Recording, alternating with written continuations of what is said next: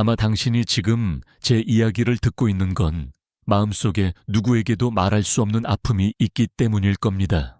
너무 착한 사람들이 겪는 아픔, 그다지 친절하지 않은 세상에서 살아가는 고통 말이에요. 당신은 너무 많이 주고, 너무 많이 사랑하고, 너무 많이 희생했지만 돌아온 건 배신과 이용당함, 그리고 상처뿐이었죠. 가장 고통스러운 건 그럼에도 불구하고 착한 사람이기를 멈출 수 없다는 거예요. 그것이 당신을 매일 파괴하고 있다는 걸 알면서도 말이죠. 제가 당신에게 들려드리고 싶은 이야기가 있습니다. 아마 듣고 싶지 않을 수도 있지만 반드시 들어야 할 이야기예요.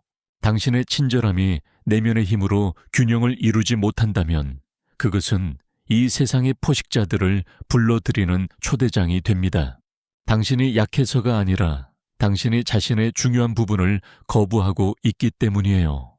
바로 위대한 심리학자 칼 융기 평생을 바쳐 연구한 그림자, 그 어두운 부분 말입니다.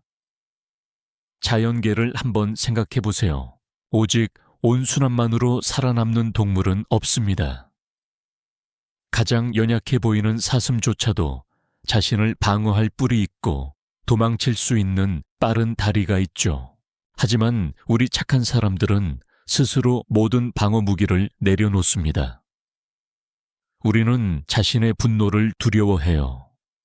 우리는 자신의 힘을 두려워합니다.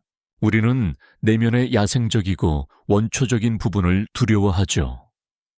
그러고는 상처받고 이용당하고 짓밟힐 때 놀라워합니다.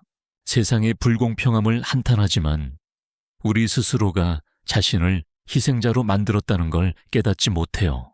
운명 때문이 아니라 우리가 기본적인 진실을 외면했기 때문입니다. 이 세상에서 살아가려면 발톱이 필요해요. 사용하지 않기로 선택하더라도 말이죠. 융은 너무 착하고 너무 순수한 사람들을 연구했고 무서운 사실을 발견했습니다. 이 사람들은 그들이 생각하는 것만큼 순수하지 않았어요. 그들은 단지 자신의 어두운 면을 무의식 속으로 밀어넣고 있을 뿐이었죠. 그리고 억압된 그 어두운 면은 사라지지 않습니다. 최악의 방식으로 폭발할 기회를 기다리고 있을 뿐이에요. 그래서 가장 온순해 보이는 사람들이 때로는 가장 끔찍한 분노를 폭발시키고 가장 심각한 정신적 붕괴를 겪는 거죠. 오늘 저는 당신을 불편하게 만들 수도 있는, 어쩌면 반발하고 싶게 만들 수도 있는 조언을 드릴 겁니다. 하지만 이것은 진심에서 우러나온 조언이에요. 너무 많은 아름다운 영혼들이 자신의 아름다움을 지킬 방법을 몰라서 산산조각 나는 걸 봐온 사람으로서 드리는 조언입니다. 저는 당신에게 어두운 면을 자신의 존재에 통합하는 방법을 보여드릴 거예요. 나쁜 사람이 되라는 게 아니라 온전한 사람이 되라는 겁니다. 다른 사람을 해치라는 게 아니라 아무도 당신을 쉽게 해칠 수 없도록 하라는 거죠. 당신은 죄책감 없이 거절하는 법을 배우게 될 겁니다. 사랑을 잃을까봐 두려워하지 않고 경계를 설정하는 법을 배우게 될 거예요. 사람들이 두려워하지 않고 존중하게 만드는 방식으로 자신의 힘을 보여주는 법을 배우게 될 겁니다. 그리고 가장 중요한 것은 진정으로 강한 사람은 항상 공격하는 사람이 아니라 공격할 능력이 있지만 그렇게 하지 않기를 선택하는 사람이라는 걸 이해하게 될 거예요. 그것이 진정한 친절입니다. 약함에서 나오는 게 아니라 힘에서 나오는 친절 말이죠. 제가 만났던 한 여성의 이야기를 들려드릴게요.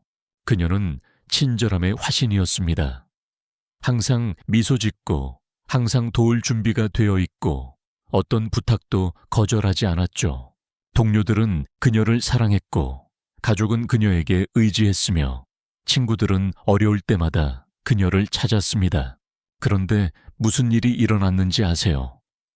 어느 날 그녀는 완전히 무너져 내렸습니다.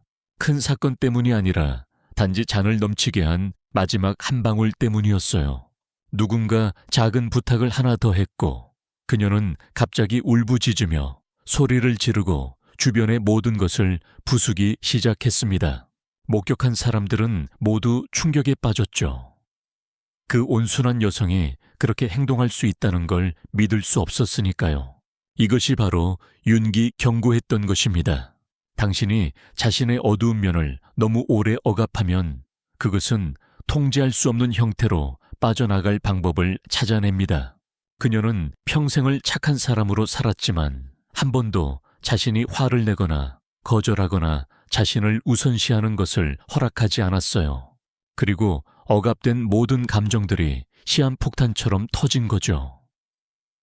문제는 부정적인 감정을 갖는 것이 아닙니다.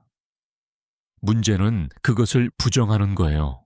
융은 우리가 자신에 대해 인정하기를 거부하는 부분을 그림자라고 불렀습니다. 우리가 나쁘고 받아들일 수 없다고 생각하는 모든 것들이죠. 하지만 역설적인 것은 그림자를 거부할수록 그것이 우리를 더 강하게 지배한다는 겁니다. 물속에서 빛이 볼을 잡고 있다고 상상해 보세요. 처음엔 쉬워 보이지만 공은 계속 떠오르려고 합니다.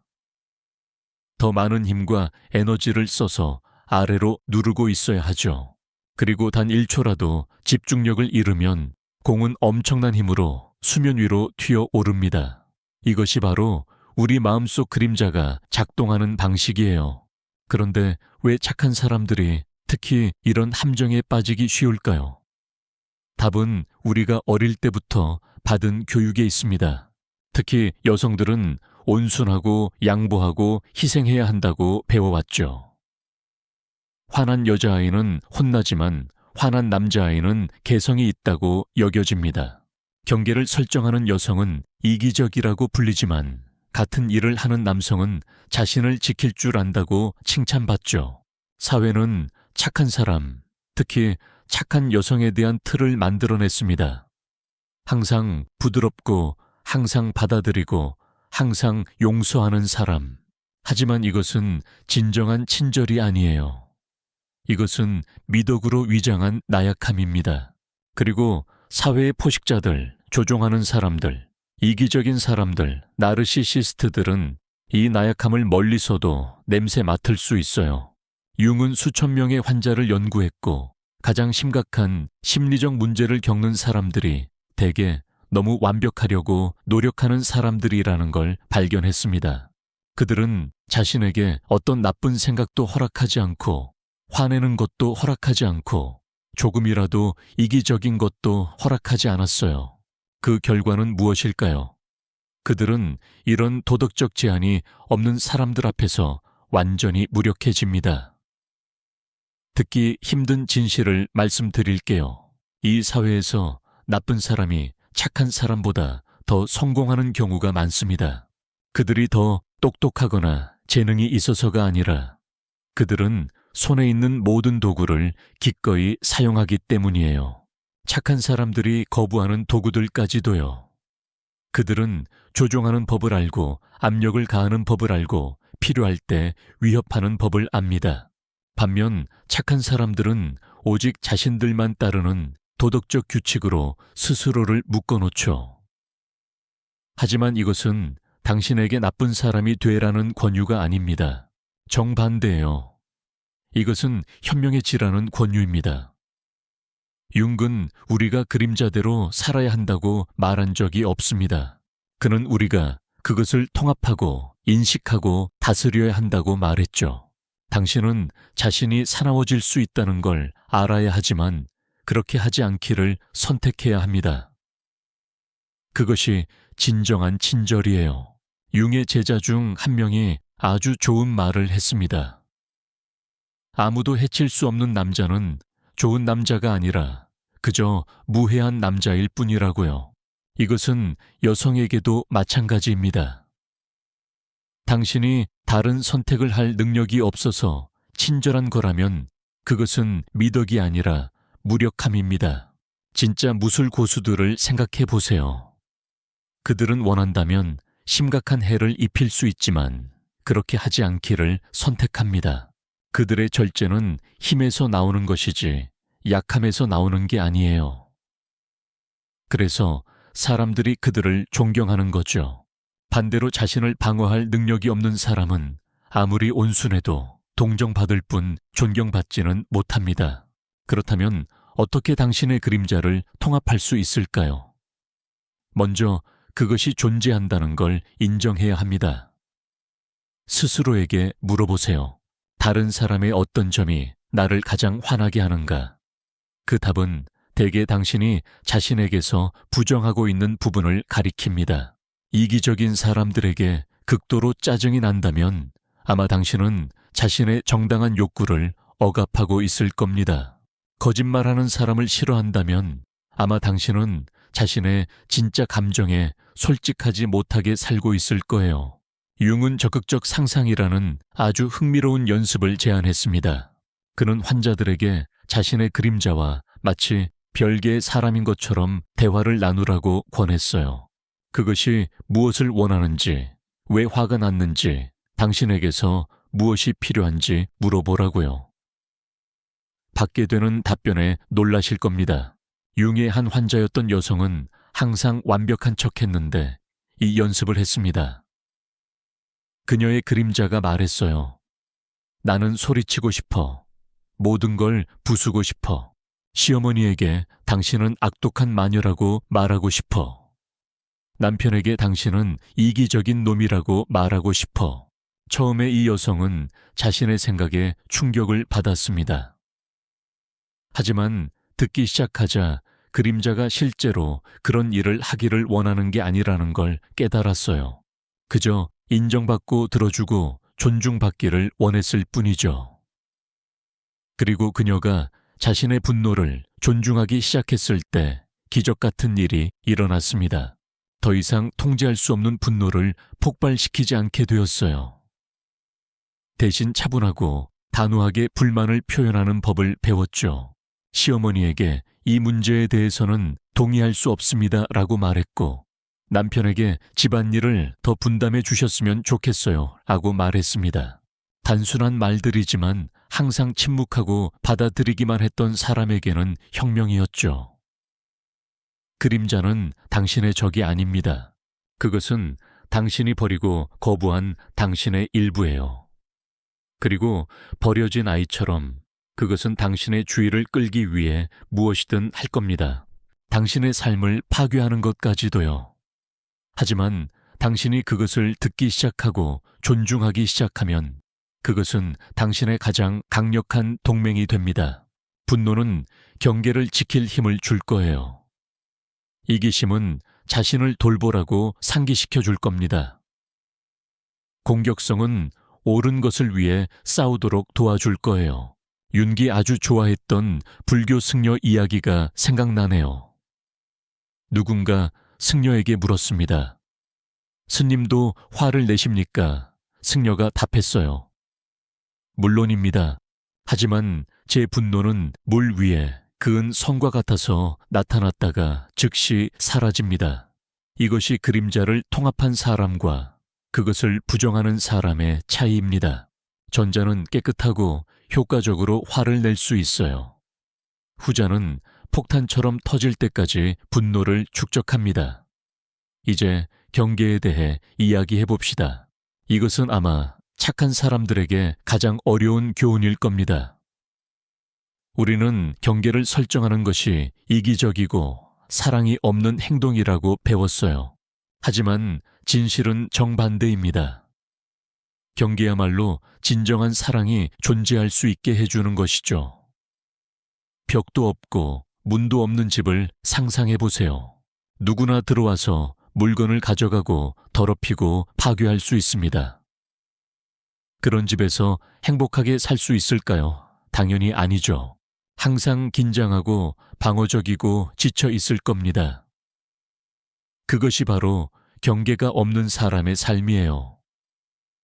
경계는 당신과 세상을 분리하는 벽이 아닙니다. 경계는 누가 들어올 수 있는지, 언제 들어올 수 있는지, 얼마나 깊이 들어올 수 있는지를 결정할 수 있게 해주는 문이에요. 다른 사람들과 연결되면서도 당신의 신성한 공간을 안전하게 지킬 수 있게 해줍니다. 융은 경계가 없는 사람들에게 두 가지 문제가 있다고 지적했습니다. 첫째, 그들은 계속 침해당하고 희생자처럼 느낍니다.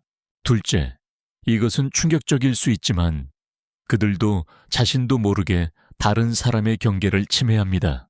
자신의 경계가 어디인지 모르면 다른 사람의 경계도 인식할 수 없기 때문이에요. 저는 사람들이 자신을 이용한다고 항상 불평하는 한 여성과 일한 적이 있습니다. 그녀는 무급으로 초과 근무를 하고 친구들에게 돈을 빌려주고 돌려받지 못하고 자신의 가족은 소홀히 하면서 시댁을 돌봤어요. 하지만 더 깊이 들여다보니 그녀도 요청받지 않은 조언을 자주 하고 다른 사람의 사생활에 개입하고 자신이 한 일에 대해 과도한 감사를 기대한다는 걸 발견했습니다. 그녀는 자신의 과도한 희생도 일종의 통제라는 걸 깨닫지 못했어요. 다른 사람을 위해 모든 것을 함으로써 사랑과 인정을 사려고 했던 거죠. 그리고 기대한 반응을 받지 못하면 배신감을 느꼈습니다. 하지만 실제로는 아무도 그녀에게 그런 일을 요청하지 않았어요. 스스로 떠맡고는 다른 사람들이 감사하지 않을 때 원망했던 거죠. 이것이 너무 착한 사람들에게서 그림자가 나타나는 방식 중 하나입니다. 통제가 배려로 위장되고 조종이 희생으로 위장됩니다. 그리고 최악인 것은 그들이 정말로 자신이 좋은 일을 하고 있다고 믿는다는 거예요. 그렇다면 건강한 경계를 어떻게 설정할까요? 첫째, 경계는 다른 사람에 관한 것이 아니라 당신에 관한 것임을 이해해야 합니다. 내게 그렇게 하면 안 돼가 아니라 나는 이런 행동을 받아들이지 않을 거야 라고 말하는 거예요. 미묘하지만 중요한 차이입니다. 첫 번째는 다른 사람을 통제하려는 시도고 두 번째는 자신의 자율성을 주장하는 거죠. 둘째, 경계는 말이 아니라 행동으로 시행되어야 합니다. 고함치는 걸 받아들이지 않겠다고 말하면서도 누군가 고함칠 때 그냥 앉아 있다면 당신의 경계는 무의미해요. 떠나거나 전화를 끊거나 경계를 지키기 위해 필요한 모든 것을 할 준비가 되어 있어야 합니다. 그리고 가장 어려운 부분이 여기 있습니다. 어떤 사람들은 당신의 경계를 좋아하지 않을 거라는 걸 받아들여야 해요. 그들은 당신을 이기적이고 차갑고 변했다고 부를 겁니다. 죄책감을 느끼게 하려고 할 거예요. 떠나겠다고 위협할 겁니다. 그리고 실제로 떠나는 사람들도 있을 거예요. 하지만 아시나요? 당신이 건강한 경계를 설정했다고 떠나는 사람들은 처음부터 당신을 이용하려고 했던 사람들입니다. 그들은 진정으로 당신을 사랑한 게 아니에요. 당신이 그들을 위해 해주는 것들을 사랑했을 뿐이죠. 그런 관계를 잃는 것은 상실이 아니라 해방입니다. 융근 개성화라는 개념에 대해 이야기했습니다. 완전히 자기 자신이 되는 과정이죠. 이것은 이기적이거나 고립되는 것이 아니에요. 온전하고 독립적인 개인이 되어 결핍이 아닌 힘의 위치에서 다른 사람들과 연결할 수 있게 되는 거죠. 다른 사람의 인정에 의존해서 자신의 가치를 느낀다면 그 인정을 얻기 위해 무엇이든 할 겁니다. 자신을 희생하고 욕구를 부정하고 나쁜 대우를 받아들이게 되죠. 하지만 내면에서 가치를 찾으면 결핍이 아닌 풍요로움에서 줄 수 있습니다. 그것이 진정한 사랑이에요. 제가 아주 좋아하는 불교 이야기가 있습니다. 한 남자가 부처님께 와서 말했어요. 저는 행복하고 싶습니다. 부처님이 말씀하셨죠. 나를 빼세요. 그것은 에고입니다. 원한다를 빼세요. 그것은 욕망입니다. 이제 당신에게는 행복만 남았습니다. 하지만 많은 사람들이 오해하는 부분이 있어요. 에고가 없었다면 에고를 버릴 수 없습니다. 자기 자신이 되어본 적이 없다면 자신을 초월할 수 없어요. 그래서 융근 초월하기 전에 강한 에고를 발달시키는 것이 중요하다고 강조했습니다. 진정으로 줄 수 있으려면 먼저 확고한 자아가 있어야 해요. 그렇지 않으면 당신의 베풀문 다른 사람을 통해 자신을 채우려는 공허함일 뿐입니다. 이제 아니오라고 말하는 힘에 대해 이야기해 봅시다. 이것은 아마도 인간 언어에서 가장 강력한 단어일 텐데 착한 사람들이 가장 두려워하는 단어이기도 합니다. 우리는 다른 사람을 거절하는 걸 두려워해요. 실망시키는 걸 두려워합니다. 미움받는 걸 두려워하죠. 하지만 아시나요? 정말로 아니오라고 하고 싶을 때, 예라고 할 때마다 당신의 일부가 죽어갑니다. 과장이 아니에요. 그것은 영혼의 느린 죽음입니다. 다른 사람을 기쁘게 하기 위해 자신을 배신할 때마다 당신은 무의식에 당신은 존중받을 가치가 없고 보호받을 가치가 없다는 메시지를 보냅니다. 그리고 무의식은 그 메시지를 믿어요. 내부에서부터 당신을 파괴하기 시작합니다. 그래서 많은 착한 사람들이 심신증을 앓습니다. 요통, 두통, 만성피로, 우울증, 불안. 몸이 입으로 말할 수 없는 것을 대신 말하려고 하는 거예요. 아니요, 하고 싶지 않아요. 할 수 없어요. 쉬어야 해요. 융은 평생 심리와 신체의 연관성을 연구했습니다. 그는 우리가 말로 표현할 수 없는 것이 몸을 통해 표현된다는 걸 발견했어요. 더 이상 감당할 수 없어요라고 말할 수 없다면 등이 부러집니다. 공간이 필요해요 라고 말할 수 없다면 사람들을 피할 구실로 아프게 되죠.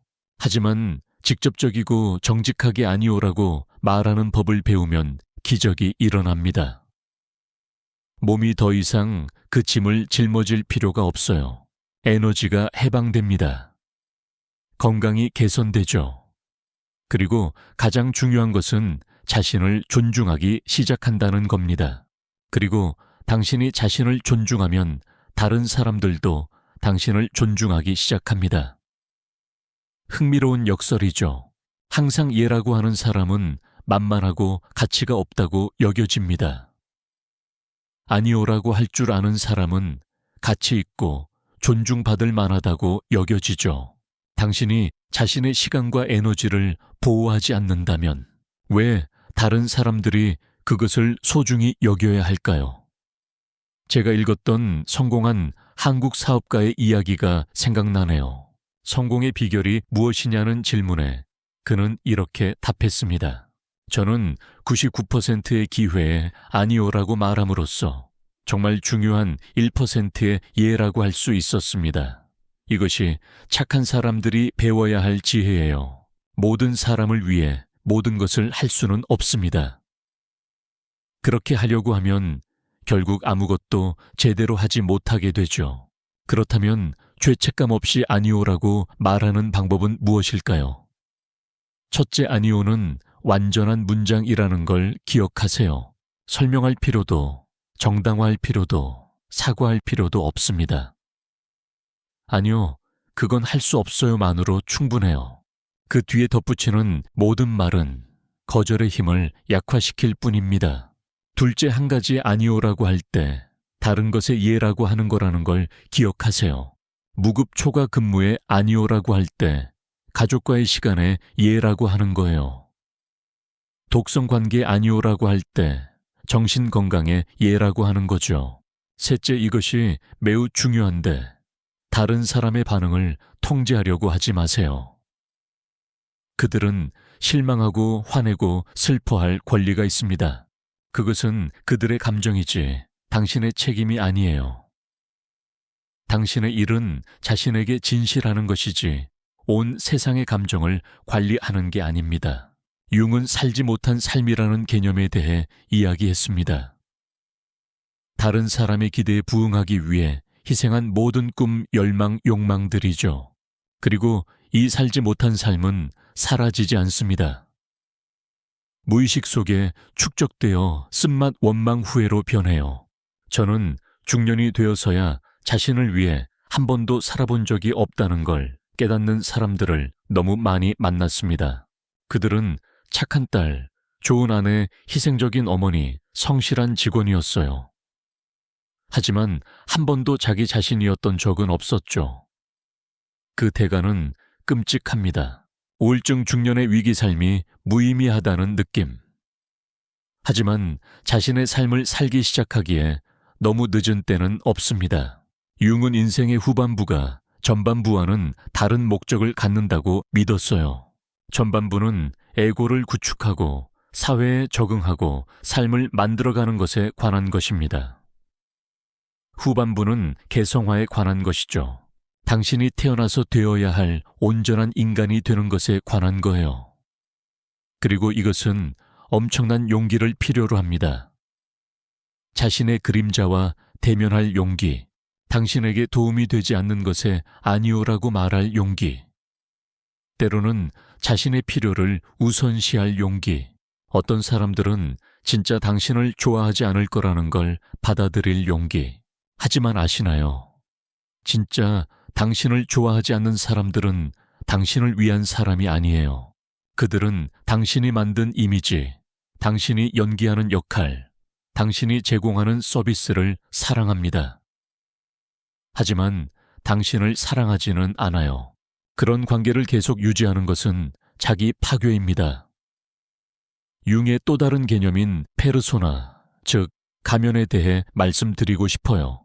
그것은 우리가 세상에 보여주는 이미지 사회에서 우리가 맡는 역할입니다. 가면은 나쁜 게 아니에요. 사회에서 기능하기 위해 필요하죠. 하지만 문제는 우리가 가면과 완전히 동일시될 때 그것이 단지 역할일 뿐이라는 걸 잊을 때 발생합니다. 착한 사람들은 보통 매우 두꺼운 가면을 쓰고 있습니다. 너무 오래 착한 사람 역할을 해서 진짜 자신이 누구인지 더 이상 모르는 거예요. 진짜로 원하는 게 뭔지, 무엇을 느끼는지, 무엇이 필요한지 모릅니다. 그들에게 기대되는 것만 알 뿐이죠. 그리고 슬픈 사실은 착한 사람 가면이 종종 이용하려는 사람들을 끌어당긴다는 겁니다. 피가 상어를 끌어당기는 것처럼요. 조종하는 사람들, 나르시시스트들, 학대자들은 너무 착한 사람들을 찾습니다. 그들이 저항하지 않고 무한히 용서하고 항상 2번째, 3번째, 100번째 기회를 줄 거라는 걸 알기 때문이에요. 저는 독성 관계에 갇힌 착한 사람들을 너무 많이 봤습니다. 그들은 상대방의 나쁜 행동을 정당화해요. 자신의 사랑이 상대를 바꿀 수 있다고 믿습니다. 다른 사람을 구원하고 치유하고 고칠 책임이 있다고 느끼죠. 하지만 이것은 사랑이 아니에요. 이것은 공동의존입니다. 융은 우리가 가지지 않은 것을 다른 사람에게 줄 수 없다고 말했습니다. 자신 안에 온전함이 없다면 다른 사람이 온전해지도록 도울 수 없어요. 자신을 존중하지 않는다면 존중을 가르칠 수 없습니다. 경계가 없다면 다른 사람이 건강한 경계를 수도록 도울 수 없죠. 그래서 자기 관리가 이기적인 게 아닙니다. 그것은 진정으로 다른 사람을 돌볼 수 있는 전제 조건이에요. 당신의 잔이 가득 차 있을 때 넘치는 것으로 줄 수 있습니다. 하지만 당신의 잔이 비어 있을 때는 공허 함만 줄 수 있어요. 그리고 많은 착한 사람들이 이해하지 못하는 것이 있습니다. 받는 사람도 그 차이를 느낀다는 거예요. 풍요로움에서 줄 때 당신의 선물은 기쁨, 관대함, 사랑의 에너지를 담고 있습니다. 하지만 공허함에서 줄 때 당신의 선물은 고갈 원망 기대의 에너지를 담고 있어요. 받는 사람이 말하지 않더라도 그들은 그것을 느낍니다. 모든 것을 자녀들을 위해 희생하는 어머니의 이야기가 생각나네요. 그녀는 자신을 위해 아무것도 사지 않고 쉬지도 않고 자신만을 위한 일은 하지 않았어요. 그것이 사랑이라고 생각했죠. 하지만 자녀들은 끔찍한 죄책감을 안고 자랐습니다. 어머니의 삶을 빼앗았다고 느꼈어요. 어머니가 행복하지 않다는 걸 알기에 그들도 행복할 수 없었죠. 그것이 어머니가 원했던 것일까요? 당연히 아니죠. 하지만 그것이 과도한 희생의 결과입니다. 융은 부모가 자녀에게 줄 수 있는 최고의 선물은 자녀를 위해 하는 것이 아니라 자신을 위해 하는 것이라고 말했습니다. 당신이 충만하고 행복하고 의미 있는 삶을 살 때 자녀들에게도 그렇게 할 수 있는 허가를 주는 거예요. 자신을 존중할 때 자존감을 가르칩니다. 경계가 있을 때 자신을 보호하는 법을 가르치죠. 하지만 이것은 부모에게만 해당되는 게 아닙니다. 모든 관계에 해당돼요. 다른 사람을 돕는 가장 좋은 방법은 당신이 전달하고자 하는 것에 살아있는 예가 되는 것입니다. 말이 아니라 삶의 방식을 통해서요. 이제 진짜 착한 사람과 가짜 착한 사람의 차이에 대해 이야기하고 싶습니다. 진짜 착한 사람은 힘의 위치에서 선택하기 때문에 착한 거예요. 가짜 착한 사람은 약함의 위치에서 두려움 때문에 착한 거죠.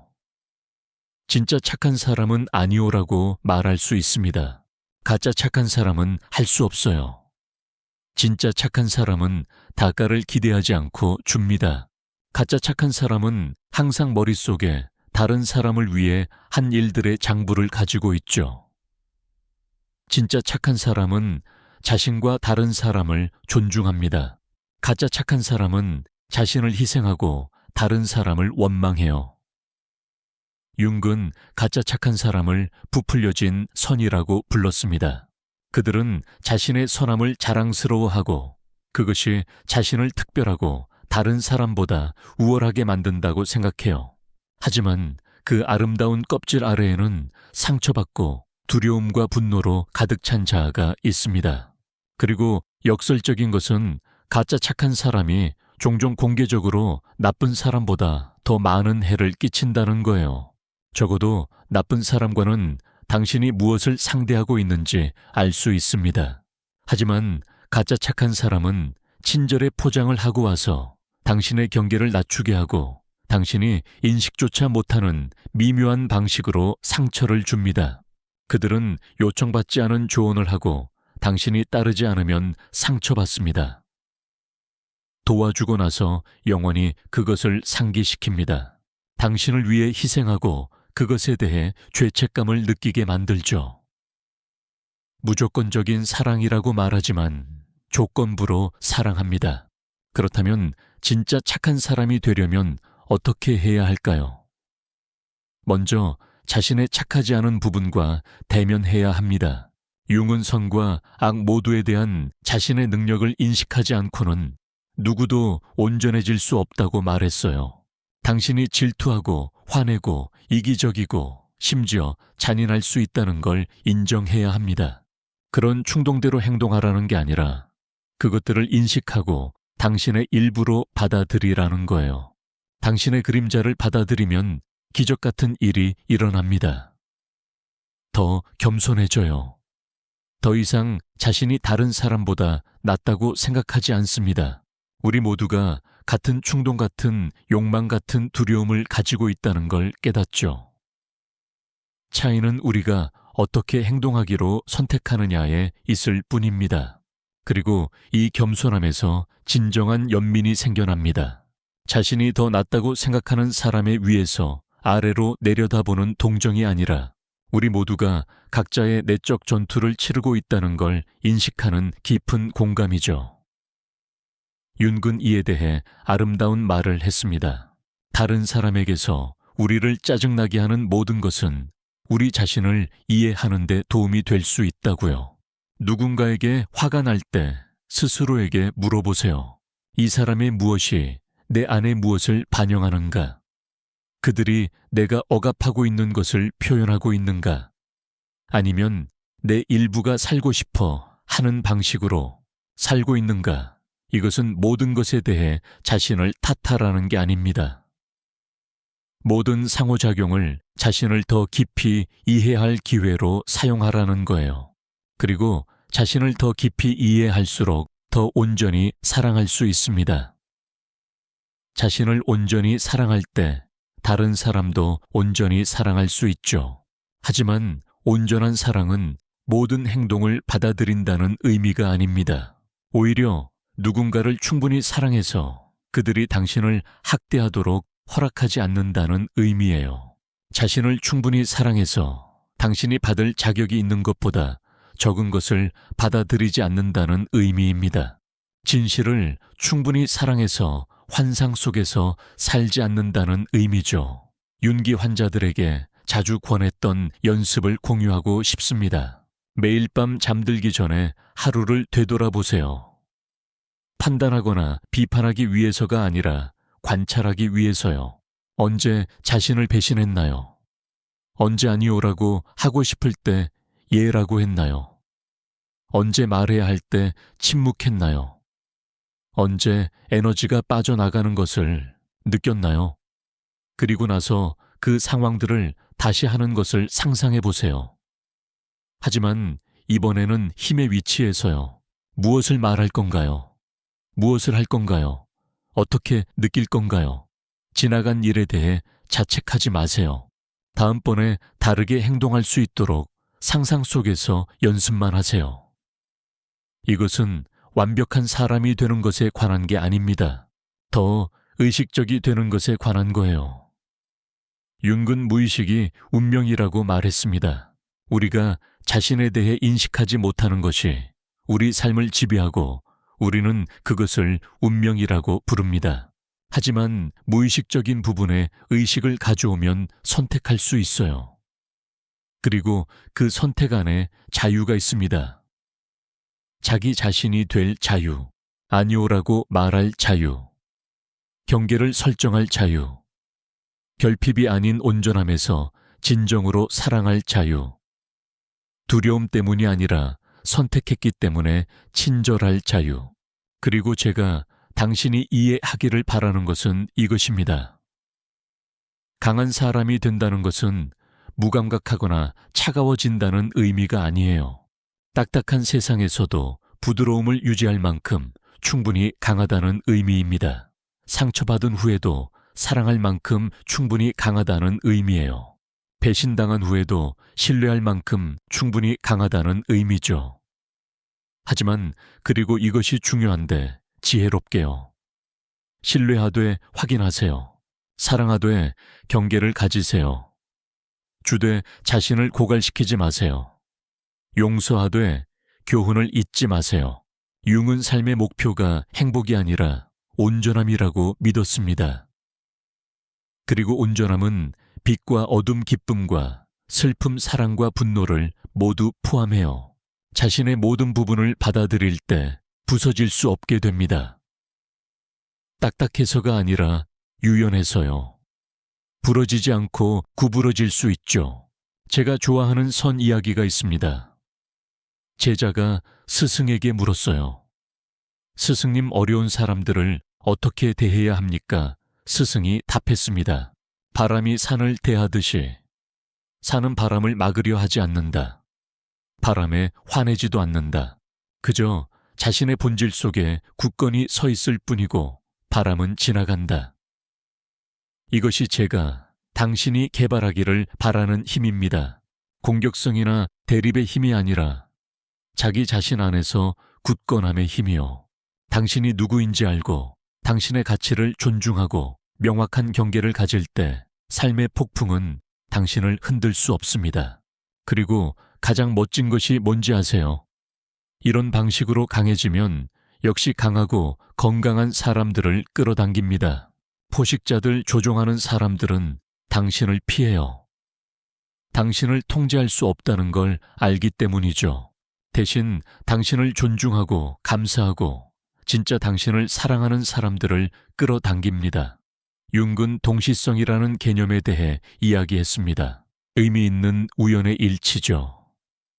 진정한 본성에 따라 살 때 우주가 당신을 지원하기 위해 모든 것을 정렬하는 것처럼 보입니다. 올바른 기회가 나타나요. 올바른 사람들이 당신에게 옵니다. 삶이 투쟁보다는 흐름이 되죠. 하지만 이것을 달성하려면 어둠을 통과할 의지가 있어야 합니다. 윤근 고통 없이는 의식이 달성되지 않는다고 말했어요. 그림자와 대면하는 것은 편안하지 않을 겁니다. 경계를 설정하면 갈등이 생길 거예요. 아니오라고 말하면 어떤 사람들을 실망시킬 겁니다. 하지만 이것은 성장의 고통이지 쇠퇴의 고통이 아닙니다. 그리고 이 고통의 반대편에는 자유가 있습니다. 완전히 자기 자신이 될 자유, 진정으로 사랑하고 사랑받을 자유. 다른 사람이 당신에게 기대하는 삶이 아니라 당신이 태어나서 살아야 할 삶을 살 자유. 오늘 우리는 긴 여정을 함께 했습니다. 착한 사람들이 쉽게 상처받는다는 고통스러운 진실을 인식하는 것부터 무의식 속의 그림자를 이해하는 것, 경계를 설정하고 아니오라고 말하는 법을 배우는 것까지요. 이것들은 쉬운 교훈이 아니며 당신의 일부가 저항하고 반발할 수도 있다는 걸 압니다. 아마 이렇게 생각하고 있을지도 모릅니다. 하지만 내가 변하면 더 이상 착한 사람이 아니게 되는 거 아닌가요? 비밀을 하나 알려드릴게요. 진정으로 착한 사람은 나쁜 일을 할 수 있지만 하지 않기를 선택하는 사람입니다. 친절은 약함이 자신을 숨기려고 하는 것이 아니에요. 진정한 친절은 힘에서 의식적인 선택에서 나옵니다. 당신의 그림자를 통합할 때 나쁜 사람이 되는 게 아닙니다. 온전한 사람이 되는 거예요. 선이 존재하기를 바라기만 하는 게 아니라 선을 보호할 수 있는 사람이 됩니다. 어둠을 부정해서가 아니라 어둠을 이해하기 때문에 어둠 속에서 빛날 수 있는 빛이 되는 거죠. 이 여정은 당신의 선함을 포기하는 것이 아닙니다. 그것을 더 강하고 더 현실적이고 더 효과적으로 만드는 것이에요. 무력한 착한 사람에서 힘 있는 착한 사람으로 가는 것입니다. 두려움 때문에 착한 사람에서 선택으로 착한 사람으로, 자신을 희생하는 착한 사람에서 자신을 존중하는 착한 사람으로, 그리고 당신이 그 존중을 받을 자격이 있다는 걸 알아주셨으면 해요. 당신은 다른 사람을 위해 하는 일 때문이 아니라 당신이라는 사람 때문에 사랑받을 자격이 있습니다. 경계를 가질 자격이 있어요. 아니오라고 말할 자격이 있습니다. 때로는 자신의 필요를 우선시할 자격이 있어요. 이것은 이기적이 되라는 초대가 아닙니다. 균형을 이루라는 초대예요. 결핍이 아닌 풍요에서 주라는 거죠. 공허함이 아닌 온전함에서 사랑하라는 겁니다. 의무가 아닌 기쁨에서 봉사하라는 거예요. 융은 평생을 인간의 영혼을 연구하는 데 바쳤고, 우리의 최고 목표는 착한 사람이나 나쁜 사람이 되는 것이 아니라 온전히 자기 자신이 되는 것이라는 결론에 도달했습니다. 그리고 그 온전함 속에서 우리는 힘뿐만 아니라 평화도 찾습니다. 그래서 저는 이 초대와 함께 당신을 떠납니다. 용감하게 당신의 그림자를 보세요. 용기 있게 경계를 설정하세요. 필요할 때 강하게 아니오라고 말하세요. 다른 사람이 되기 위해서가 아니라 가장 충만한 자신이 되기 위해서요. 세상은 무력한 착한 사람들이 더 필요한 게 아닙니다. 세상은 발톱을 가진 착한 사람들이 필요해요. 선을 보호하고 정의를 위해 싸우고 잘못된 것에 맞설 수 있는 사람들이요. 세상은 당신이 필요합니다. 두렵고 지치고 자기 희생적인 버전이 아니라 강하고 온전하고 활력이 넘치는 버전의 당신이요. 기억하세요. 다른 사람을 기쁘게 하기 위해 자신을 배신할 때마다 자신만 해치는 게 아닙니다.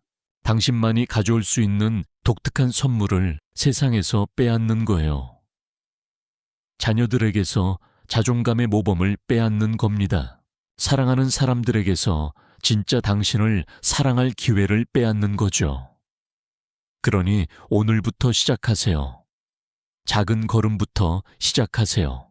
받아들이고 싶지 않은 초대의 아니오라고 하세요. 작은 경계를 설정하세요. 자신을 위한 시간을 가지세요. 외부의 소음 대신 내면의 목소리를 들으세요. 그리고 이렇게 할 때 놀라운 것을 발견하게 될 겁니다. 당신이 세상을 지탱하려는 노력을 멈춰도 세상은 무너지지 않아요. 사람들의 사랑을 사려는 노력을 멈춰도 사람들은 당신을 사랑하는 걸 멈추지 않습니다. 모든 사람을 위해 모든 것을 하는 걸 멈춰도 삶은 더 어려워지지 않아요. 실제로는 더 쉽고 더 즐겁고 더 의미 있어집니다. 이것이 제가 당신을 위해 바라는 각성입니다. 고통과 투쟁 속의 각성이 아니라 힘과 온전함 속의 각성이요. 모든 빛과 어둠을 가진 진짜 당신에 대한 각성, 그리고 그 모든 부분에 대한 사랑의 수용. 당신은 너무 오랫동안 너무 착했습니다. 당신을 고갈시키는 종류의 착함, 다른 사람들이 이용하게 만드는 종류의 착함 사랑이 아니라 두려움에서 나오는 종류의 착함이었죠. 이제는 진짜가 될 시간입니다. 당신의 감정에 진실하고, 당신의 필요에 진실하고, 당신의 힘에 진실할 시간이에요. 이제는 새로운 방식으로 착한 사람이 될 시간입니다. 발톱을 가지고 있지만 무분별하게 사용하지 않기를 선택하는 착한 사람, 온전히 예라고 할 수 있도록 아니오라고 할 줄 아는 착한 사람, 다른 사람뿐만 아니라 자신도 보호할 만큼 충분히 강한 착한 사람. 그것이 세상이 필요로 하는 착한 사람입니다. 그것이 당신이 태어나서 되어야 할 착한 사람이에요. 약한 착한 사람이 아니라 강력한 착한 사람, 희생하는 착한 사람이 아니라 온전한 착한 사람, 두려움의 어둠 속에 있는 착한 사람이 아니라 자각의 빛 속에 있는 착한 사람. 그 빛 속으로 들어가세요. 그 힘 속으로 들어가세요. 진짜 당신 속으로 들어가세요. 왜냐하면 당신은 그럴 자격이 있으니까요. 그리고 세상은 가장 진실하고 가장 강한 버전의 당신을 기다리고 있습니다.